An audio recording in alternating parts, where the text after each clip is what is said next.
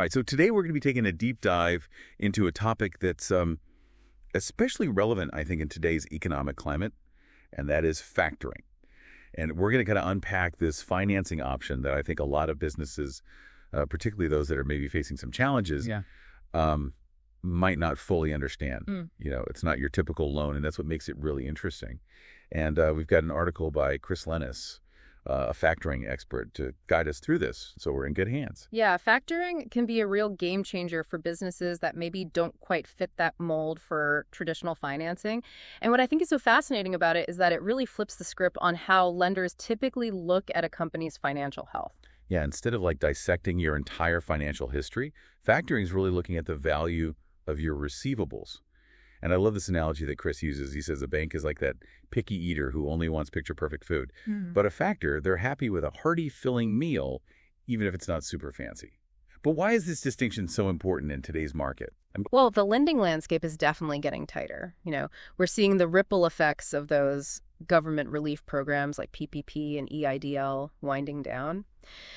And as a result, banks are getting much more cautious, and that's creating a real credit crunch for a lot of businesses out there. So factoring is stepping in as a potential solution, especially for businesses that maybe are hitting a few bumps in the road. But I'm curious, in which situations does factoring really shine?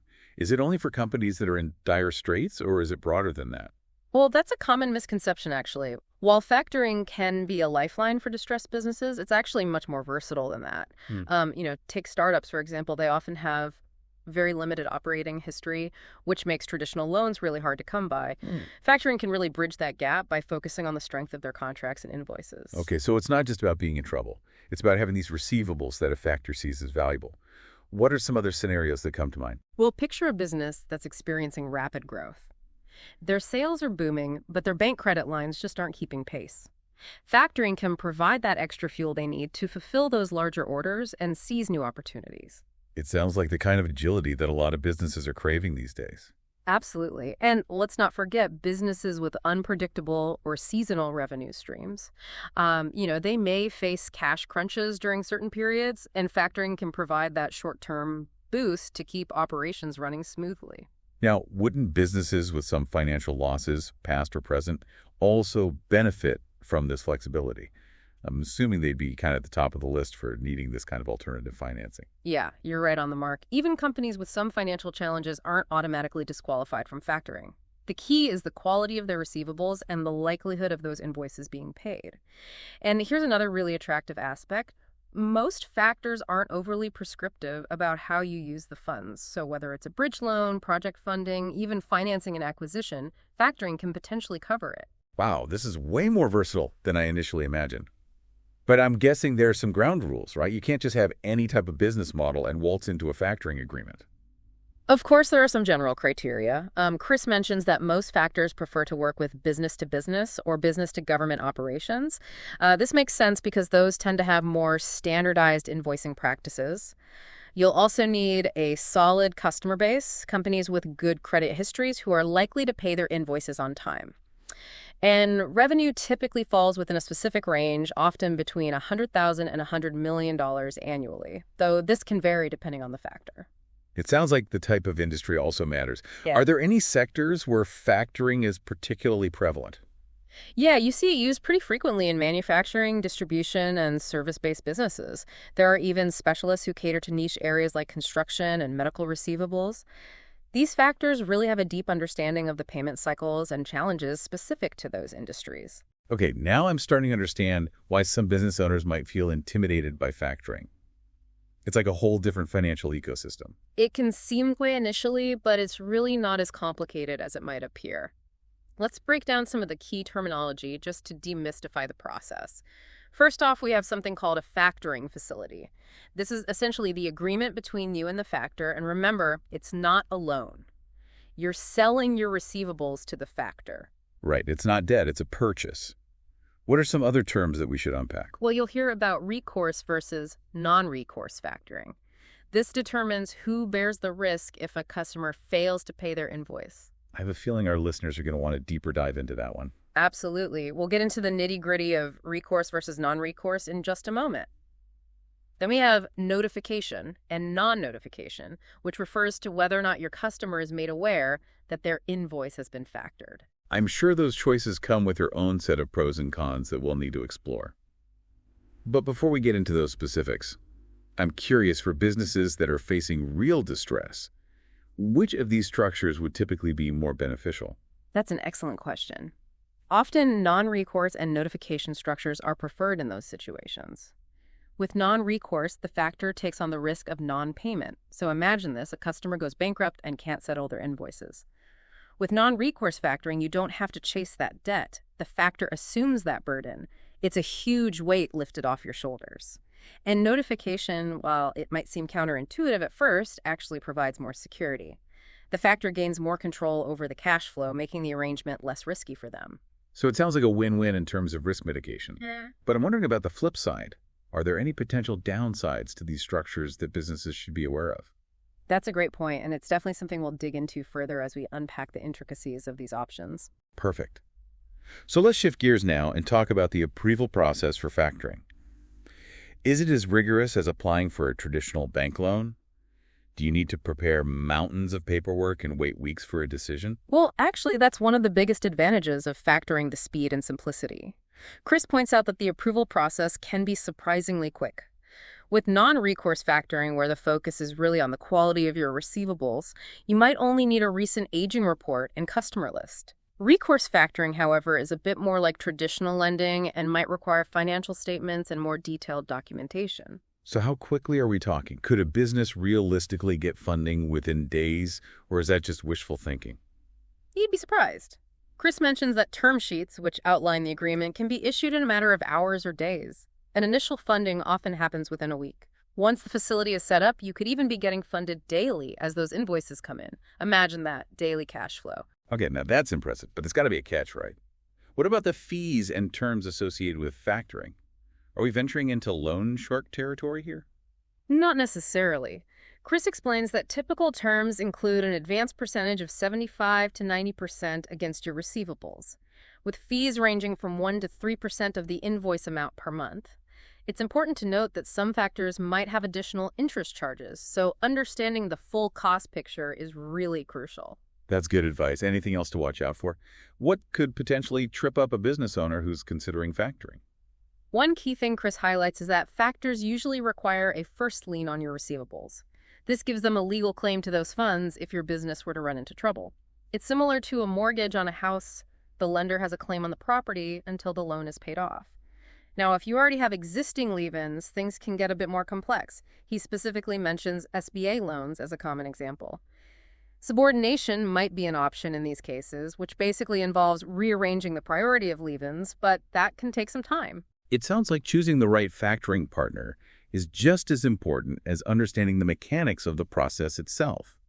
What factors should businesses prioritize when making that decision? You've hit the nail on the head. It's not just about finding the lowest fees. Reputation and industry experience are crucial. Chris strongly recommends seeking referrals from your network and tapping into industry associations for recommendations. So going with the cheapest option might not be the smartest strategy in the long run. Exactly. And remember, you're essentially entrusting this factor with a key part of your business, so building a strong relationship is paramount. Chris also emphasizes the importance of understanding the factor's processes, especially how they handle notification and verification with your customers. You want to ensure they'll interact professionally and respectfully. And don't hesitate to inquire about their funding source. Make sure they're financially stable themselves. All excellent points. This is clearly a much more nuanced topic than it might appear at first glance. So far, we focused on factoring as a solution for businesses experiencing distress. But you know what's really got me thinking? What's that?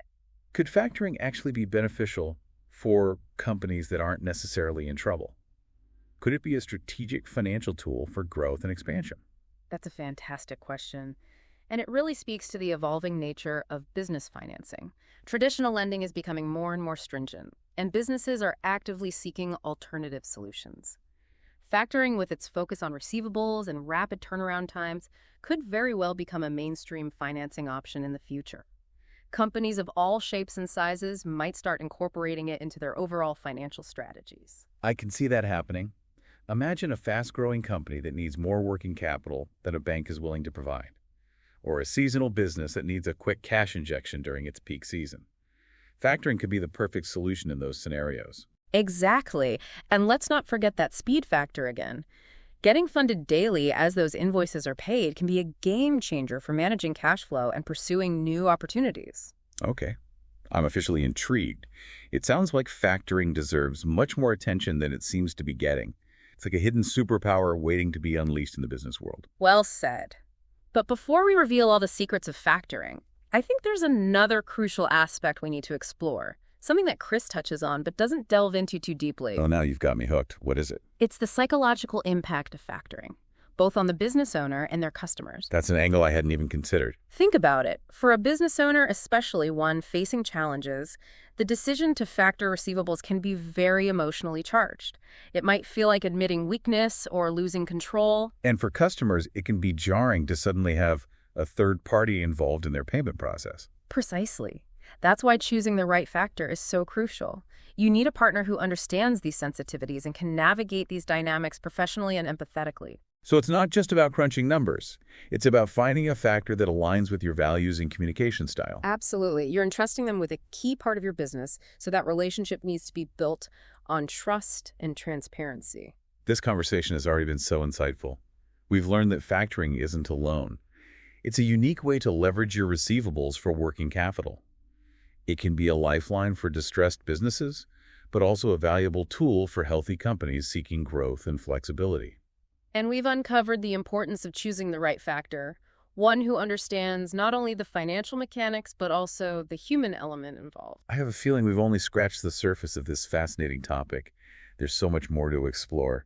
But unfortunately, we're out of time for this part of our deep dive. But before we go, let's leave our listeners with a final thought to ponder. I like where this is going. Given the rising interest rates we're seeing and the tighter lending standards across the board, could factoring become an even more mainstream financing option in the future? Something that businesses of all shapes and sizes consider as part of their overall financial strategy. That's a great question to leave our listeners with. It definitely makes you think about how the financial landscape is evolving and what role factoring might play in the years to come. It's almost like a hidden superpower waiting to be unleashed. Well said. A big thank you to our listeners for joining us on this deep dive into the world of factoring.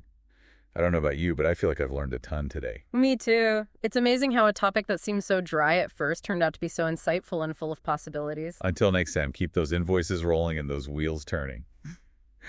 Okay, so before we were sidetracked there, we were starting to peel back the layers of some of this factoring terminology. We touched on recourse versus non-recourse and that question of who takes the hit if a customer doesn't pay. Can we unpack that a little bit more? Yeah, of course.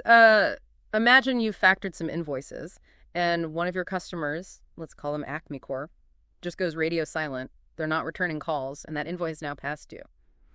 Now with recourse factoring, the factor can essentially say, hey, this is your customer, you go collect. The risk of non-payment ultimately falls back on you. So recourse factoring shifts more the burden back to the business owner. What about non-recourse? How does that play out in this scenario? Well, with non-recourse, the factor assumes that risk. They've purchased that invoice outright, and they're the ones left holding the bag if Acme Corp doesn't pay up. It's a much more hands-off approach for the business owner. But, and this is crucial, non-recourse factoring often comes with stricter eligibility requirements and potentially higher fees. You know, the factor is taking on more risk, so they're going to be extra careful about who they work with. That makes sense. Higher risk usually translates to higher costs. But wouldn't that peace of mind be worth a premium, especially for a business that's already navigating some choppy waters? Absolutely. For many business owners, especially those facing financial distress, knowing they won't be on the hook for bad debt can be a huge relief. It allows them to focus on running their operations and getting back on solid ground. So recourse versus non-recourse is all about risk and who shoulders it. What about notification versus non-notification? That one seemed a little bit more subtle to me. It is subtle, but it can have a significant impact on your customer relationships. With notification factoring, your customers are informed that their invoices have been factored, and they're directed to make payments directly to the factor. It's all very transparent. I can see how some business owners might be hesitant about that. Nobody wants to give their customers the impression that they're struggling financially. Yeah, I understand that concern, but notification actually offers some advantages, particularly for businesses in turnaround situations. First, it eliminates any confusion about where payments should be sent. Second, it allows the factor to have more control over the collection process. They can follow up with customers directly, which often leads to faster payments. And third, it creates a more secure arrangement for the factor, which might translate to better terms for the business owner. So while notification might seem a little counterintuitive at first, it can actually create a more stable and efficient system. What about non-notification factoring? How does that work? With non-notification, your customers remain blissfully unaware that their invoices have been sold to a factor. They continue making payments to you as usual, and you then transfer those funds to the factor. This approach can really help preserve those important customer relationships and maintain a sense of normalcy. But wouldn't that add a layer of complexity for the business owner? Yeah. I mean, you're essentially acting as an intermediary between the customer and the factor. It does require some additional bookkeeping, but many businesses find that the benefits of non-notification outweigh the hassle. It can be a way to access funding without disrupting their existing customer interactions. So we've got these four key variables: recourse versus non-recourse, and notification versus non-notification. I imagine the specific combination that a business chooses really depends heavily on their individual circumstances and priorities. Exactly. There's no one-size-fits-all solution. That's why working with a reputable factor who takes the time to understand your unique needs is so crucial. They can guide you toward the structure that best aligns with your goals and risk tolerance. Speaking of working with a factor, we mentioned earlier that the approval process can be surprisingly quick. Can you walk us through what that typically looks like? Sure, let's say you've done your research, you've gathered some referrals, and you've identified a few factors that seem like a good fit. The first step is typically an initial consultation. You'll have a conversation with the factor outlining your business needs, your financial situation, your goals. They'll ask about your invoicing practices, your customer base, your average invoice size. It's a chance for both parties to kind of get a feel for each other and see if there's a potential match. So it's almost like a first date in the world of factoring. You're just feeling each other out. Exactly. It's all about finding that right connection. Now, assuming both parties are interested in moving forward, the factor will typically request some documentation. As we discussed earlier, this can range from a simple aging report and customer list for non-recourse factoring to more detailed financial statements for recourse factoring. And how long does this review process typically take? Well, it depends on the complexity of the deal and the responsiveness of the business owner. But in many cases, the factor can make a decision within a few days. Okay, so things are moving along pretty quickly. What happens next? If the factor approves your application, they'll issue a term sheet. This document outlines the key terms of the factoring agreement, including the advance rate, the fees, and any other relevant details. It's basically laying out the ground rules of the relationship. Precisely. Once you've reviewed and agreed to the terms, you'll sign the contract and the factoring facility is officially established. From there, the process of submitting invoices and receiving funding can begin. And as you mentioned earlier, some factors even offer daily funding. That's a level of cash flow flexibility that most traditional lenders just can't match. Absolutely, and that can be a game changer for businesses that rely on a steady stream of cash to cover operating expenses, payroll, or even pursue new growth opportunities. But this brings us back to a point we touched on earlier, the psychological impact of factoring. For a business owner, especially one who might be feeling the pressure of a financial crunch, the decision to factor receivables can be very emotionally charged. You're right, it's not always an easy decision. Some business owners might see it as a sign of weakness or a loss of control.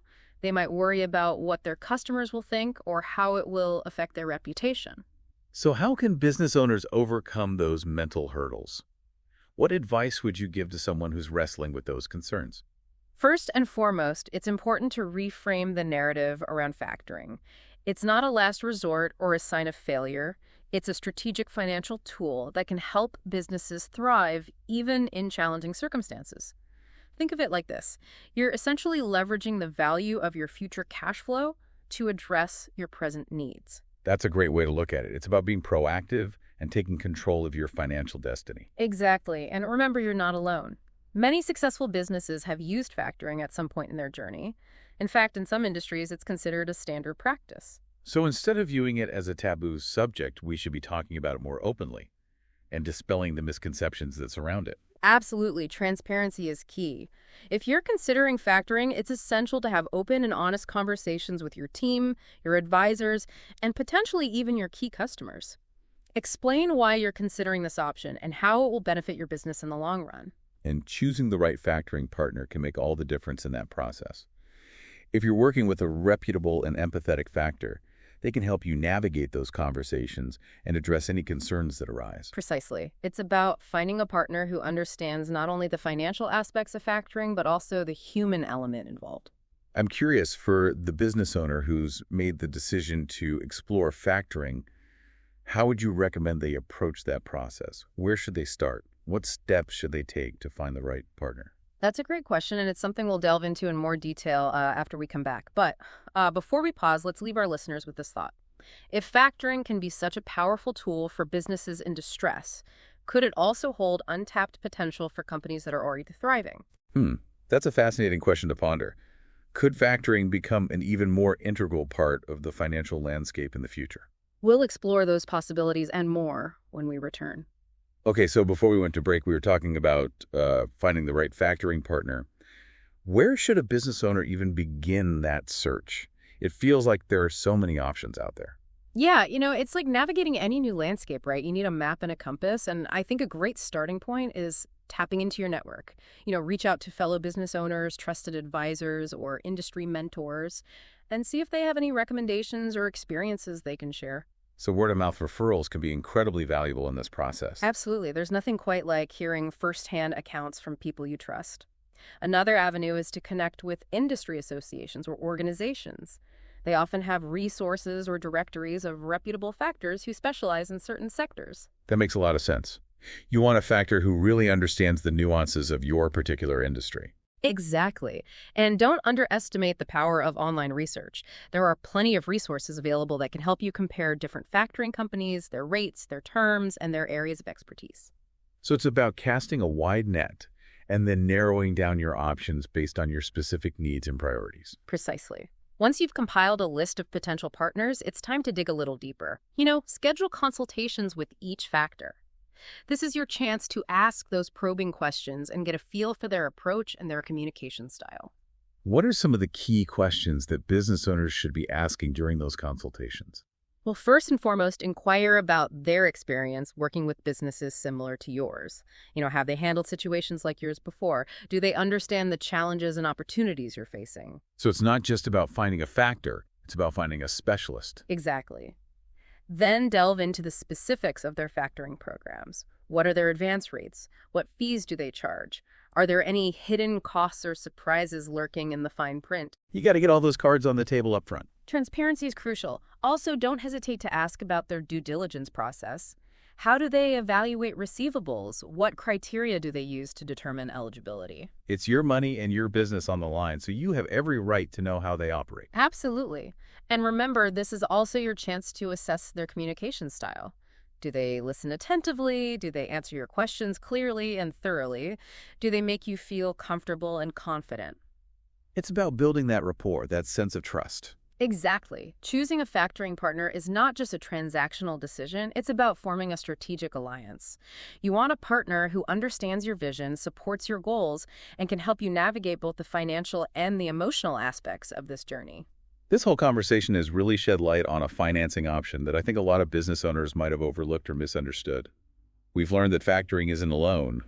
It's a way to leverage the value of your receivables to fuel your growth and navigate challenges.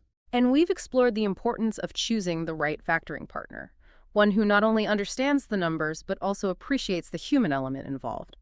So as we wrap up our deep dive into the world of factoring, what's the one key takeaway you'd like to leave our listeners with? I think in today's ever-evolving business landscape, it's crucial to be open to exploring alternative financing solutions, and factoring with its speed, flexibility, and focus on receivables might just be the hidden superpower your business needs to thrive. Well said. A huge thank you to our expert for guiding us through this fascinating topic and to our listeners for joining us on this deep dive. Until next time, keep those invoices rolling and those wheels turning.